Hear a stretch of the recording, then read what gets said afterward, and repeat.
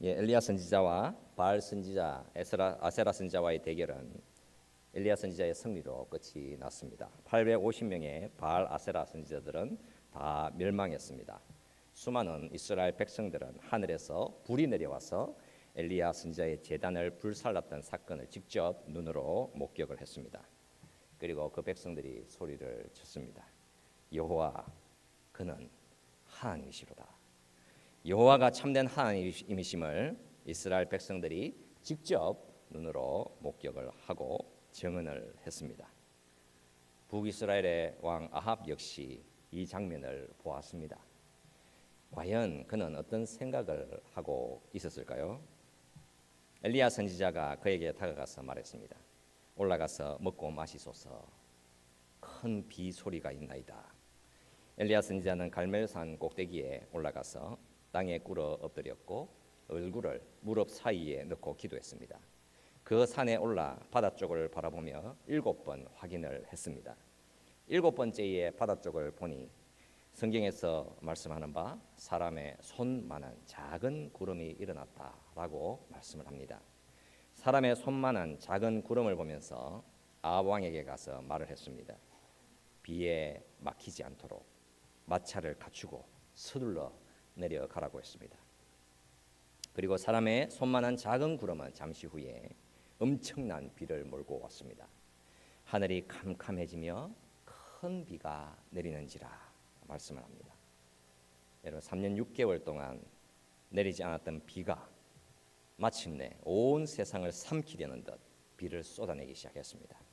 아합은 정말 보았습니다. 여호와 하나님이 살아계신 하나님이심을, 바로 그 하나님이 비의 주인이시다라는 사실을 보았습니다. 이제 아합 왕은 마차를 타고 자신의 겨울 수도인 이스라엘로 내려갔습니다. 엘리야 선지자에게는 여호와의 능력이 임하여서 그 마차 앞에서 그냥 달렸습니다. 아합을 태운 말은 달리고 달렸습니다. 엘리야 선지자는 그 마차 앞에서 달렸습니다. 이들이 달려간 길은 30km, 18마일이나 되었습니다. 그러나 엘리야 선지자는 지치지를 않았습니다. 이들은 이스라엘로 갔습니다. 그 이스라엘은 북이스라엘 왕국의 겨울 수도이며 이세벨 여왕이 거하는 곳이었습니다. 즉 북이스라엘의 혼합 종교 바알 숭배의 중심지로 물들어 버린 곳이었습니다. 그 도시는 성경적인 세계관을 버리고 이교주의에 빠져 있었습니다. 이교주의는 다양한 신들, 다양한 진리들, 다양한 힘들이 지배하는 곳이었습니다. 이스라엘은 심각한 위험, 바로 영적인 위험 앞에 노출이 되었습니다. 그러나 여호와 하나님은 이스라엘을 깨우는 데에 절대로 멈추시지를 않았습니다. 지금 이 순간 가장 마음이 설레이고 기대로 가득 찬 사람이 누구겠습니까, 여러분? 바로 엘리야 선지자였습니다. 엘리야 선지자도 이스라엘로 갔으며 아합 왕도 이스라엘로 갔습니다. 이제 큰 비가 내리기 시작했습니다. 갈멜산에 쌓았던 제단은 불에 다 타버렸습니다. 바알 아세라 선지자들은 다 파멸되었습니다. 이 놀라운 사건에는 엘리야 선지자가 중심에 있었습니다. 그가 이세벨 여왕이 있던 이스라엘로 달려가면서 이 엘리야 선지자는 과연 어떤 생각을 했겠습니까? 드디어 마침내 라고 하는 기대가 현실이 될 것이라고 생각했습니다. 아합 왕과 이세벨 여왕이 바닥에 엎드려져 고개를 숙이고 여호와 그분이 참된 하나님이십니다. 여호와 그가 하나님이십니다 라고 고백하는 장면을 기대했습니다. 분명히 갈멜산에서의 대결, 하나님의 불을 보내심이라고 하는 그 압도적인 장면을 보았던 수천 명의 이스라엘 백성들은 이제 어떤 일을 해야 했겠습니까? 수많은 백성들이 다 들고 일어서서는 바알과 아세라 우상들을 제거하고 여호와 하나님만을 예배하겠다고 분명히 선언할 수 있었습니다. 변화와 회복과 개혁을 기대할 수 있었습니다. 아합 왕은 이스벨을 만났습니다. 엘리야 선지자는 이스라엘 수도에 들어가기 전에 멈추어서 소식을 기다렸습니다. 1절 말씀에서 보시면 아합이 엘리야가 행한 모든 일과 그가 어떻게 모든 선지자를 칼로 죽였는지를 이세벨에게 말하니, 그러니까 무슨 일이 있었는지를 다 증언했습니다. 아합 왕이 자신의 눈으로 목격했던 그 엄청난 역사를 말을 했습니다. 그리고 본문 1절 말씀과 2절 말씀 사이에는 쉼표가 들어있는 것입니다. 정막, 긴장, 기다림, 숨쉬는 소리가 들어있습니다. 침묵 이후에 드디어 바알 숭배자였던 이세벨 여왕이 엘리야 선지자에게 사신을 보내면서 말을 했습니다. 2절 말씀에서 내가 내일 이맘때에 반드시 너의 생명을 저 사람들 중 한 사람의 생명과 같게 하리라. 그렇게 하지 아니하면 신들이 내게 벌 위에 벌을 내림이 마땅하니라. 이제부터 엘리야 선지자는 이스라엘을 뒤로하고 그는 그냥 달렸습니다. 그는 서둘러 도망가야만 했습니다. 그러니까 이스라엘 백성들에게, 아합 왕에게, 그리고 이세벨 여왕에게 아무런 일도 일어나지 않았던 것입니다. 회개와 변화와 그런 기대는 그냥 물거품이 되어버리고 말았습니다. 너무 실망스럽게도 열왕기상 18장 말씀에서 19장으로의 전환은 모든 사람들을 다 낙심하게 만들어 버린 것이었습니다. 엘리야 선지자는 크게 녹아져 내렸으며 그 마음이 심각하게 손상을 입었으는 유다의 브엘세바로 숨어 들어갔으며 광야로 깊이 들어가서 로뎀 나무 아래에 앉아서 죽기를 원했습니다. 이후 엘리야 선지자의 여정은 브엘세바에서 호렙산으로 이동을 하는 것이었습니다. 바로 여러분, 이 이동의 과정을 통해서 하나님은 엘리야 선지자가 가야만 하는 길, 그리고 저와 여러분들 역시 가야 할 길을 분명하게 말씀을 해 주시는 것입니다. 우리가 여러분 살아가고 있는 이 시대는 엄밀하게 말하자면 세속주의라고 하기보다는 후기 세속주의라고 할 수 있습니다. 세속주의에 물든 사람들은 늘 말을 했었지요. 우리는 신이 필요 없습니다. 우리는 하나님이 없이도 얼마든지 잘 살 수 있습니다. 신적인 것, 종교적인 것 상관없이 나는 지금 이 순간 여기에 만족하면서 지금 당장 여기 이 세상을 나는 추구하면서 살 것입니다. 나는 나를 믿을 것입니다. 이게 세속주의입니다. 그러나 이런 세속주의는 큰 변화를 겪게 되었습니다. 이제 사람들은 전혀 다른 길을 찾았습니다. 영적인 것을 더 많이 추구하기 시작했습니다. 다양성, 다양한 기술, 다양한 신들, 다양한 신앙, 다양한 종교, 다양한 영성을 찾았습니다. 수많은 믿음들 중에서 나는 어떤 것을 선택할 것인가? 수많은 영들을 마주하면서 나에게는 어떤 현명한 선택이 있는가? 그러니까 엘리야 선지자가 마주했던 시대와 아주 흡사한 시대를 우리가 지나가고 있는 것입니다. 그러니까 신 없이 살겠다는 것이 아니라 이제 다양한 신들 중에서 무언가 선택을 해야 하는데 나는 어떤 선택을 할 것인가? 그 질문 앞에 우리가 세워져 있는 것입니다. 잘 한번 여러분 살펴보십시오. 나는 어떤 선택을 하고 있는가? 나는 기독교 하나님을 선택해서 신앙한다고 하나 그 상태가 어떤 상태에 놓여져 있는지를 들여다보아야 하는 것입니다. 여호와 그가 하나님이시다. 그 진리를 우리가 깨달았다 하더라도 이세벨 여왕이 말하는 바 내일 이맘때에는 반드시 너의 생명을 취할 것이다. 분명히 내일 이맘때라고 말을 했습니다. 딱 하루, 그 하루 뒤에 엘리야 선지자를 죽이겠다라는 것이었습니다. 왜 지금 당장 죽이지 않고 하루라는 시간을 주었겠습니까? 이세벨 여왕은 너무나도 잘 알고 있었던 것입니다. 하루면 모든 상황이 다 진정될 것이다 라고 말입니다. 그러니까 이스라엘 백성들의 신앙이라고 하는 것에는 뿌리가 없어서 하루만 지나면 원래대로 다 돌아갈 것임을 이미 알고 있었던 것이었습니다. 그렇다면 우리의 믿음, 우리의 신앙의 뿌리는 어떤 것 같습니까? 예수를 주로 믿는 믿음이라고 하는 것이 얼마나 내 심령 속에 깊이 뿌리가 박혀 있어서 그 믿음이 나의 존재, 내 마음, 내 삶을 굳건하게 지탱하는 힘이 되어 있는 것이겠습니까? 아니면 세상 신들의 힘에 너무나도 압도되어서는 하루만 지나더라도 다양한 신들의 동화가 되어서 나는 하나님만이 아니라 다양한 신들 중에서, 다양한 믿음들 중에서 확실히 효과적인 것 몇 가지 신념을 선택할 것입니다라고 다짐하면서 그렇게 살아가시겠습니다. 아합과 이세벨, 그들은 돌이키지 않았습니다. 회개하지도 않았습니다. 이스라엘 백성들도 역시 들고 일어서지 않았습니다. 이 현실을 분명히 확인한 후에 엘리야 선지자는 낙심하여 절망하여 광야로 달리기 시작했습니다. 그는 정말 혼란스러웠습니다. 그는 화가 치밀었습니다. 자기 자신이 너무나도 싫어서 미칠 지경이 되어버린 것이었습니다. 그는 자신이 할 수 있는 전부 모든 힘을 다했습니다. 그러나 아무런 일도 일어나지 않았던 것입니다.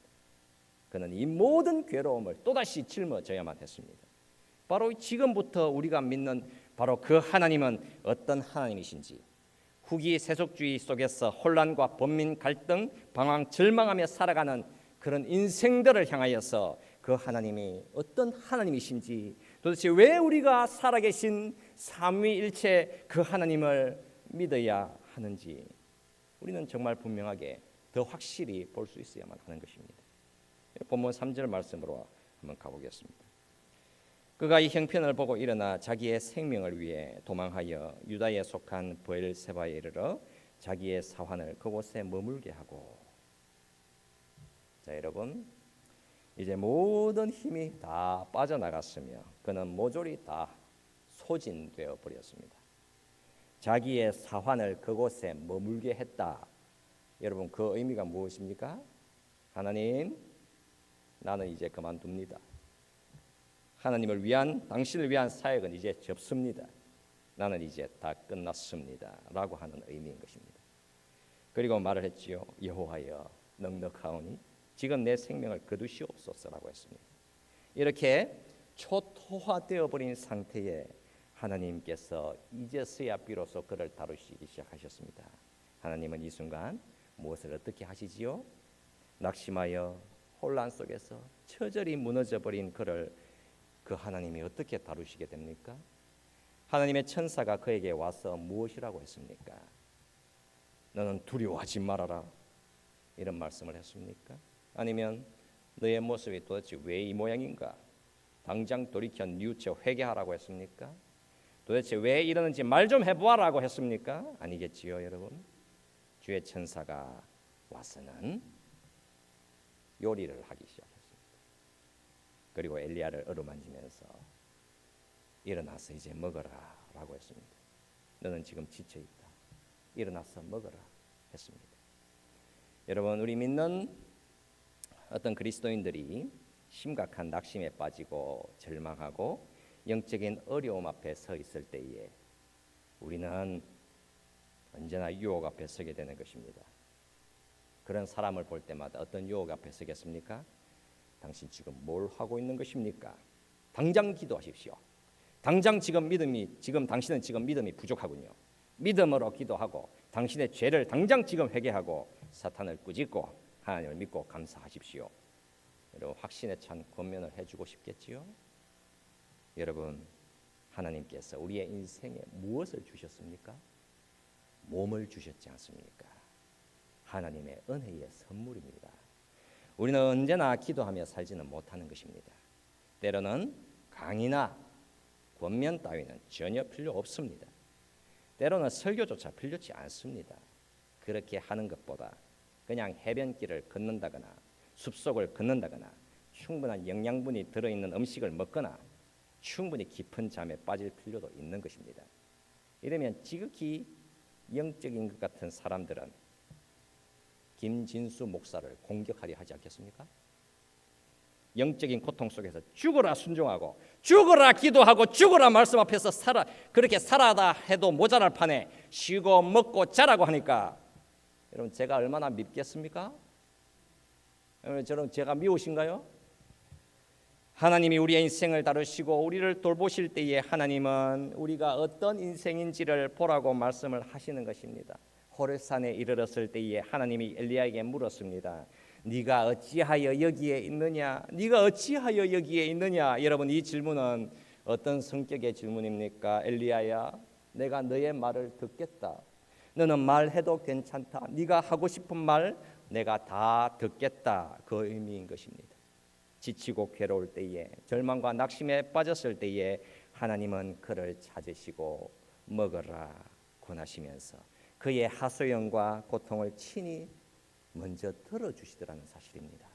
여러분 기독교는 영적인 종교가 전부가 아닙니다. 기독교는 철두철미하게 육신과 몸을 소중하게 여기는 종교이지요. 때로는 성경 말씀을 가까이 하여 그 말씀과 깊은 시간을 보내라. 내 음성에 귀를 기울여 들으라. 예배를 통해서 하나님의 임재를 경험하라. 여러분 그렇게 말씀을 하시는 것입니다. 그러나 때로는 하나님의 창조를 누리고 쉬고 맛보고 물러서서 즐거워하고 대화하고 만나거라 말씀을 해주시는 것입니다. 영적인 것을 지극히 강조하는 도덕주의자들은 언제나 조언을 하는 것이지요. 당신은 지금 어디에선가 죄를 짓고 있겠네요. 당신은 지금 기도하고 있지 않고 있네요. 당신은 지금 이런 것 저런 것을 행하지 않고 있네요. 그러니까 몸의 소중함과 그 몸을 지혜롭게 누리고 다스리는 것을 외면하는 것입니다. 하나님은 우리의 인생에 영혼만을 주신 것이 아니라 육신을 주셨으며 마음을 주셨지 않습니까? 기독교 성경에서 전하시는 바 하나님은 영혼만을 구하는 것이 아니라 육신도 구원해 내시겠다고 하셨지 않습니까? 성경 공부가 필요할 때도 있지만 동시에 안식과 휴식을 취할 필요도 분명히 있는 것입니다. 때로는 강의도 권면도 조언도 상담도 치료도 필요치 않습니다. 회개도 성경 공부도 묵상도 필요치 않을 때가 분명히 있습니다. 때로는 훌륭한 식사와 충분한 쉼과 휴식이 필요할 때가 있는 것입니다. 왜 그런가? 하나님은 기독교 그 하나님은 우리의 몸과 우리의 영혼까지 다 구원하시기를 기뻐하시기 때문입니다. 그 어느 것 하나 소홀히 해서는 안 된다. 여러분 기억을 하시기를 바랍니다. 자, 여러분 엘리야 선지자는 40일을 지나서 가서 하나님의 산 호렙에 도착을 하게 됩니다. 호렙산이 여러분 어떤 곳입니까? 모세가 하나님의 십계명을 받았던 시내산입니다. 여러분 9절에서 보면 그 호렙산에 있는 그곳 굴에 들어갔다라고 말씀을 하고 있습니다.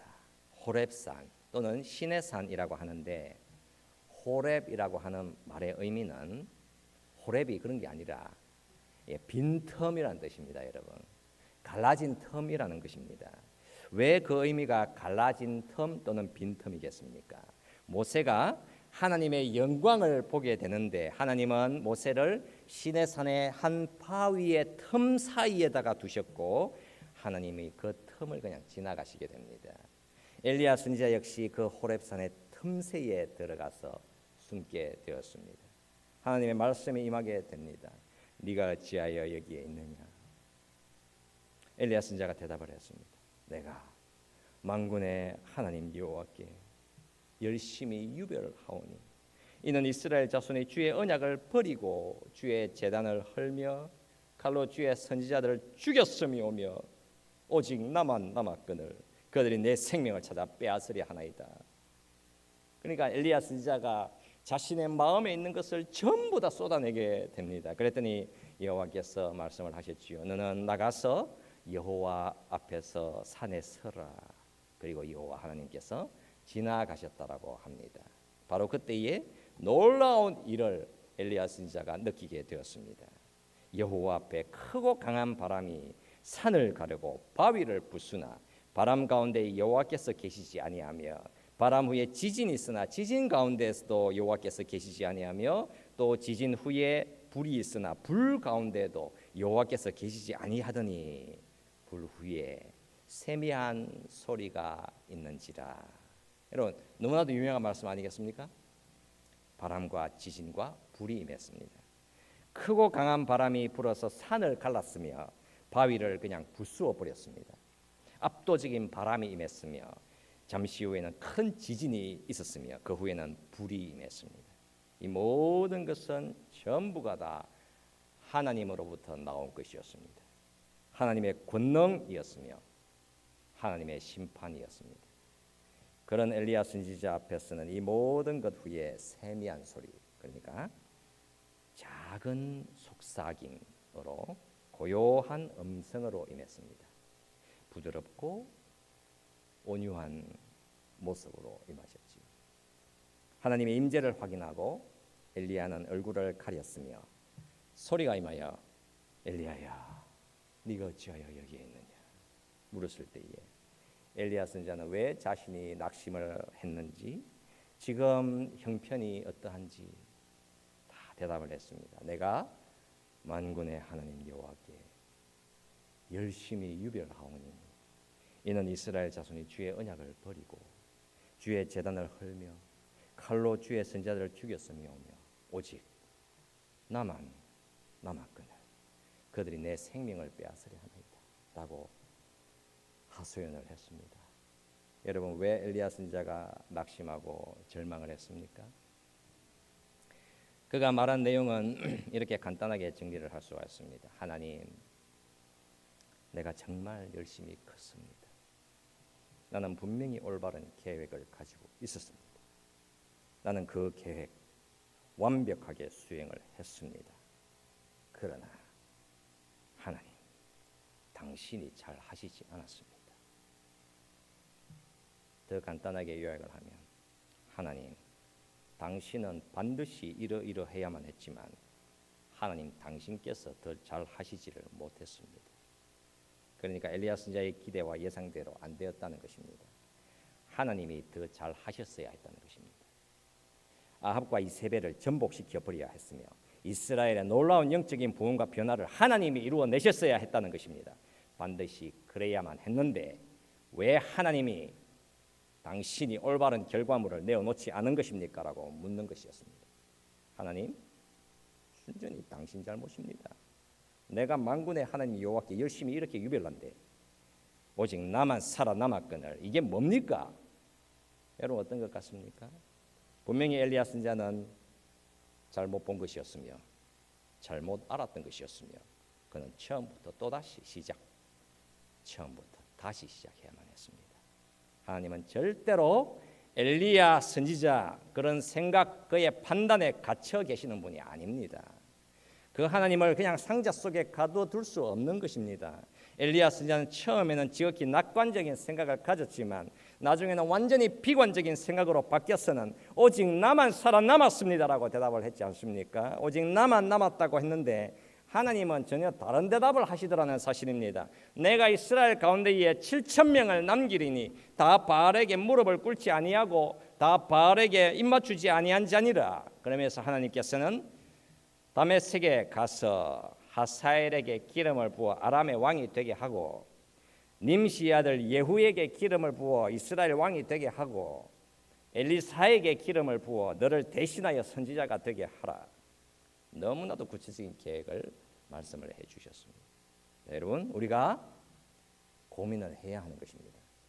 엘리야 선지자는 나만 홀로 남았다라고 했으나 하나님의 생각은 전혀 달랐지 않습니까? 이 차이가 도대체 어떤 차이이겠습니까? 그렇다면 오늘날로 보면 참 이 세상에 참된 그리스도인은 얼마나 되겠나? 오 마이 갓! 우리밖에 없는가? 올바른 사람은 이것밖에는 안 되는가? 라고 하는 것이지 않겠습니까? 하나님을 그냥 작은 상자 속에다가 가두어 버리는 생각인 것입니다. 그러니까 엘리야 선지자가 복음을 몰랐으니까 하나님이 그에게 또다시 복음을 심어주시는 것이지요. 여러분, 복음이 무엇입니까? 당신은 철두철미하게 죄인이다. 동시에 당신은 철두철미하게 하나님의 은혜를 받는다. 여러분, 그게 복음입니다. 복음을 통해서 세상을 못 보면 엘리야 선지자와 같은 생각을 가지고 살아가게 되어 있는 것입니다. 여러분, 한 어떤 교단에서 그 교단의 모임에서 한 목사님이 설교를 했습니다. 그가 이렇게 설교를 했습니다. 왜 여러분은 우리 교단이 그렇게 자랑스러워하는 과거의 어떤 한 사건을 들고 아직도 그것을 붙들고 있습니까? 그러면 우리 같은 교단에는 예수의 피가 한 숟가락만 필요하고 우리 아닌 다른 저 사람들에게는 예수의 피가 한 바가지가 필요한 것입니까? 그러니까 이 목사님이 자신의 교단에다 쓴소리를 한 것이었습니다. 교만한 마음을 들고 우리는 잘한다. 우리는 아름다운 과거를 가지고 있다. 우리는 문제가 없다. 늘 저 사람들이 문제다. 라고 생각하면서 교만에 빠진 교회들과 목사들을 향하여서 그렇다면 예수의 피가 우리 같은 사람들에게는 한 숟가락만 있으면 되고 우리 아닌 저들에게는 예수의 피가 한 바가지가 있어야 된다고 말할 수 있겠는가? 아니지 않는가? 우리는 모두가 다 죄인이어서 전적으로 예수의 십자가 피를 의지하여 은혜로 구원받은 죄인임을 깨달아 하나님의 그 일하심을 전심으로 의지하며 믿으며 겸손히 행해야 하는 것 아닌가라고 설교를 했습니다.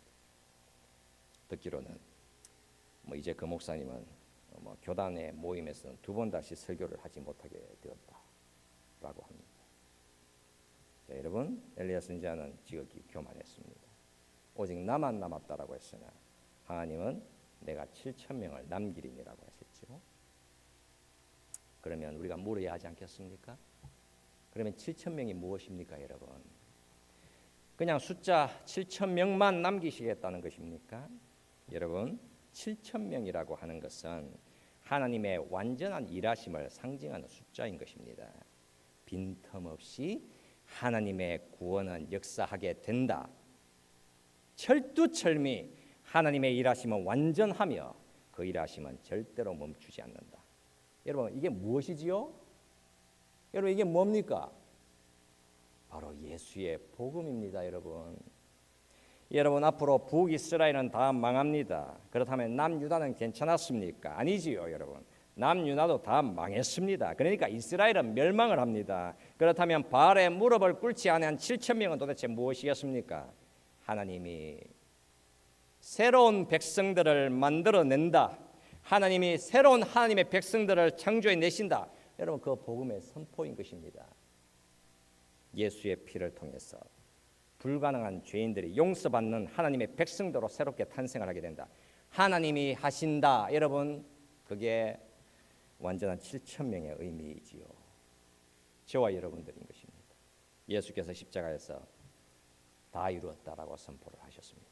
예수의 십자가 안에 하나님의 창조와 구원과 심판과 종말이라는 하나님의 언약이 이미 완성되어 있습니다. 그게 하나님이 남기시는 7,000명의 의미인 것입니다. 엘리야 선지자가 세미한 소리, 작은 목소리를 들었습니다. 산을 뒤엎고 바위를 쪼개어 버리는 강력한 바람과 지진과 불을 통해서 엘리야 선지자 곁으로 오시지 않으시고는 작은 음성으로 다가오셨습니다. 하나님은 우리에게 무엇을 보여주시는 것입니까? 하나님은 은혜의 하나님이시며 은혜의 말씀으로 다가오신다. 그 사실을 증명해 주시는 것입니다. 11절 말씀에서 보시면 하나님은 엘리야에게 명령을 하셨습니다. 너는 나가서 여호와 앞에서 산에 서라. 그러니까 하나님이 말씀하시죠. 나가라라고 했습니다.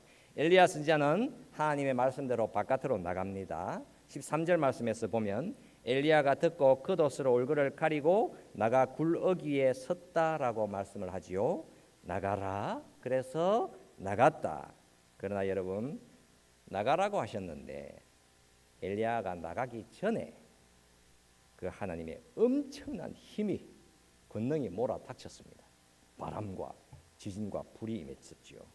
그러니까 엘리야 선지자는 그 압도적인 힘에 전혀 노출되지를 않았습니다.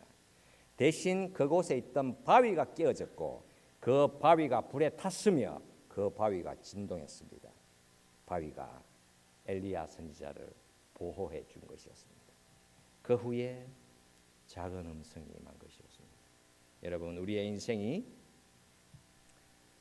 정말 크고 위대한 기적들을 보고 하나님의 그 압도적인 권능들을 본다고 해서 죄인들이 변화될 수 있는 것이 절대로 아닙니다. 엘리야 선지자는 갈멜산에서 하나님의 큰 권능을 보았으며 그리하여 그 위대한 일이 이스라엘 백성들과 아합 왕과 이세벨 여왕을 변화시킬 수 있을 것이라고 생각했습니다. 그러나 그런 놀라운 일도 사람의 심령을 뚫지 못했습니다. 그래서 하나님이 말씀을 하시는 것입니다. 무엇이 죄인들의 심령을 뚫어서 그들을 바르게 변화시킬 수 있는가? 그것은 바로 나의 목소리다. 나의 말씀이다. 신비한 체험도 놀라운 광경도 압도적인 기적조차도 죄인들을 변화시킬 수 없다. 그래서 예수께서 말씀을 하여 주셨지요. 모세와 선지자들에게 듣지 아니하면 비록 죽은 자 가운데서 살아나는 자가 있을지라도 권함을 받지 아니하리라. 우리의 참된 변화는 심지어 죽었던 자가 살아 돌아와서 제발 너 예수 믿어라. 제발 좀 믿어라. 액을 복걸한다고 해도 일어날 수 없다는 사실입니다. 모세와 선지자를 주셨다라고 하지요. 그러니까 무엇을 주신 것입니까? 우리에게 성경을 주신 것입니다. 성경 말씀을 통해서 예수를 믿지 않는다면 아무리 놀라운 기적을 눈으로 목격한다고 해도 구원의 길은 열리지 않는 것입니다. 세미한 음성, 즉 우리는 하나님의 유일한 말씀인 그 성경을 언제나 얼마든지 믿고 따라가도 아무런 문제가 없다라고 하나님 말씀해 주시는 것입니다. 여러분, 여호와 하나님의 압도적인 바람과 지진과 불은 하나님의 준엄한 심판을 나타내는 것입니다. 그 위험한 심판의 주님을 우리가 어떻게 만날 수 있겠습니까?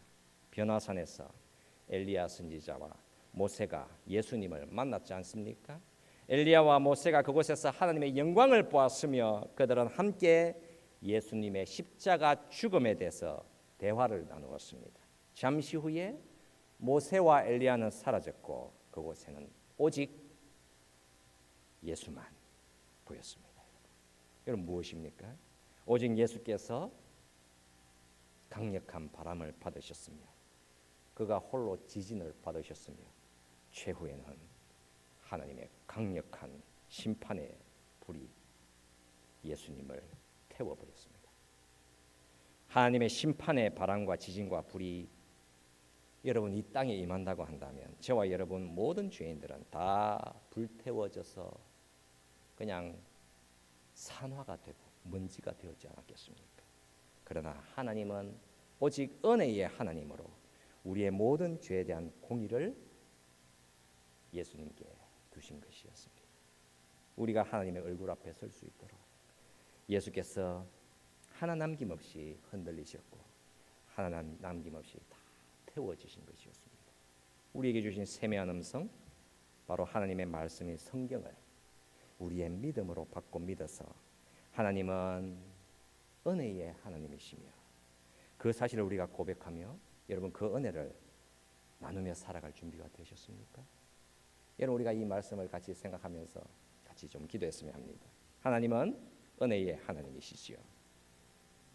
그러나 우리는 그 은혜를 깨닫지 못하여서 엘리야처럼 그 심령이 교만하여 하나님의 신실한 일하심을 정말 불신하며 살아왔습니다. 나만 열심히 크다고 생각하기도 했습니다. 여러분, 우리가 하나님의 은혜 앞에서 우리의 교만함을 회개하고 생명의 말씀인 예수께서 우리의 주가 되셔서 나를 복음의 자녀로 불러주신 것을 우리가 감사하면서 언제나 하나님의 일하심을 전적으로 신뢰하며 하나님 말씀 붙들고 걸어가기를 우리가 간절히 다짐하며 통성으로 기도하도록 하겠습니다. 함께 기도하시겠습니다. 살아계신 우리 하나님 감사드립니다. 우리에게 말씀을 주신 것을